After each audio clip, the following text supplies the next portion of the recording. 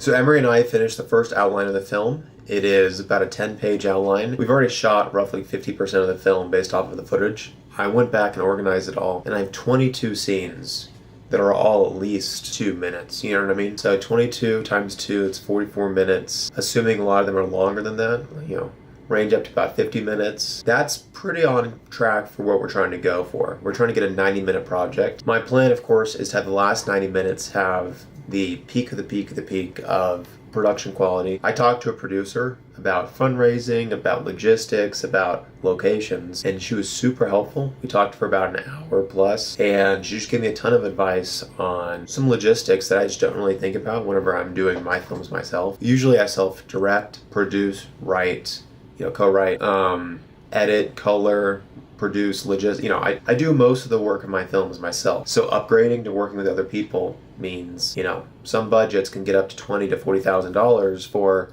a film that might only be 10 minutes long. So it's kind of crazy they can get that high as budgets, but I guess it's the norm. I don't know. For this film, I'm kind of following the primer, El Mariachi, The Following by Christopher Nolan, that type of playbook. And that's what the first 60 minutes have been. They're almost free. They're almost so cheap that it's not worth putting a budget on them. Of course, I've bought a lot of costumes, and I've traveled, and I've paid for logistics, and I've paid some money, but nothing compared to $40,000. You know what I mean?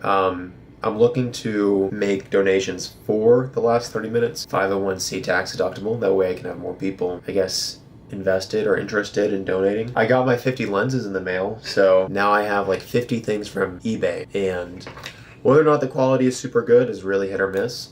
But the lens you're looking at right now, this is from eBay. This is from one of those sets, and I really like what I got. I think I came out pretty lucky. Out of the 50, I would say 10 to 15 of them were duds, not that great. Maybe 10 were not that great. I would say about 10 were really good, surprisingly good, like way higher than the value I thought they would be. And I would say about 25 were just all right. You know what I mean? Which is pretty good. I mean, I wish I'd been buying vintage lenses in bulk a long time ago. But yeah, I mean, the film's coming pretty well. I mean, we finished the first outline. I'm talking logistics. Now I'm thinking of filming either in Dallas or Houston because I want to shoot in this big corporate building. And I might have some connections in Houston where I can film for a week there. And I have a production company in Dallas that might want to work with me there. So kind of weighing my options and figuring out what's best. This weekend, or maybe next Monday, next Tuesday, I'm going to be in Houston filming a scene at the beach, actually, for the film. So it'll be the first one I'm filming since I've started re-outlining and refiguring out what the film's going to be.